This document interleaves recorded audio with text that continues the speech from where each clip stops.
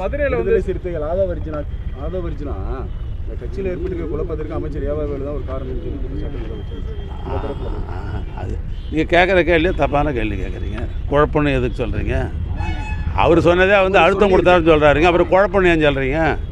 நீங்கள் குழம்பு இருக்கிறீங்க. அழுத்தம் கொடுக்குறாருன்னு சொல்கிறாரு. நான் அப்படியே அழுத்தம் கொடுக்கல. என்ன பொறுப்பு?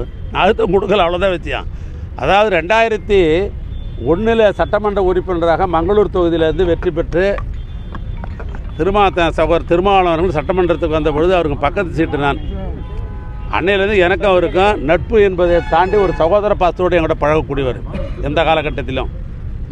சில நேரங்கள் இடைப்பட்ட காலங்களில் எதிர்முகாம் என்ற நிலை எடுத்த பொழுது கூட அவர் என்னிடம் நல்லா பேசிட்டு இருப்பார். எப்பவுமே அப்படி ஒரு நல்ல ஒரு சகோதரன், நல்ல ஒரு நட்புக்குரியவர் தான் அவர். ஆனால் அவர் என்கிட்ட வந்து பேசுகிறாருன்றதாலே நான் அழுத்தம் கொடுத்துன்ற பொருள் இல்லை. அப்படி அழுத்தம் கொடுக்கவும் இல்லை, அது அழுத்தம் கொடுக்க வேண்டிய அவசியமும் இல்லை.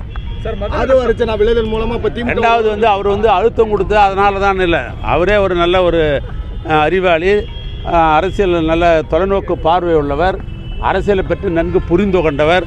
அவருக்கு இன்னொருத்தெல்லாம் அழுத்தம் கொடுக்க வேண்டிய அவசியமே கிடையாது. அவர் சுயமாக எந்த முடிவு எடுப்பதற்கு அந்த அரசியல் கட்சியில் அவருக்கு உண்டு. அவர் தான் அந்த நிறுவன தலைவர். அது எந்த முடிவும் எடுக்கலாம் முடிய. அது வந்து திராவிட முன்னேற்ற கழகத்தில் வந்து ஏவாவேலு வந்து அழுத்தம் கொடுக்குறாருன்னு சொன்னால் நான் வந்து அவர்கிட்ட பழகிறதுக்கு நான் 2001 நான் பழகி கொண்டிருக்கிறேன். அதுக்காக நான் ஆதவர்ஜினா கிட்ட போய் பர்மிஷனாக கேட்க முடியும். நான் அப்படி அழுத்தம் கொடுக்க வேண்டிய அவசியம் திராவிட முன்னேற்றத்துக்கும் கிடையாது, எனக்கும் கிடையாது. அப்படி ஒரு சம்பவம் நடைபெறவில்லை. மாநகராட்சி பகுதியில் இருக்கிற கிருந்துமால் நதியில் பொதுப்பணித்துறைக்கும் மாநகராட்சிக்கும் தொடர்ந்து முரண்பாடு இருக்குது. எந்த இடத்துல தூர்வாரப்படலை. நேற்று தூர்வாரையில் கூட இல்லை பொதுப்பணித்துறை என்பது வேறு. இப்போ நீர் மேலாண்மை துறைன்னு போரிச்சு. அது ஒரு காலத்தில் வந்து நீர் மேலாண்மையும் கட்டடமும் ரெண்டும் சேர்ந்து பொதுப்பணித்துறைன்னு இருந்தது. இப்போ வந்து பொதுப்பணித்துறைக்கு ஒன்லி அரசாங்கத்தினுடைய கட்டட கட்டுகிற பணி மட்டும்தான் இது.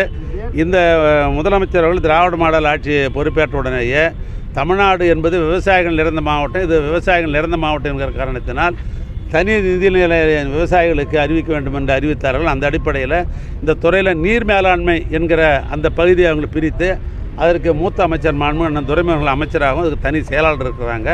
நீங்கள் சொல்லுவதை நான் கவனத்தில் எடுத்துக்கொண்டு சம்பந்தப்பட்ட அமைச்சரிடத்தில் சொல்வேன்.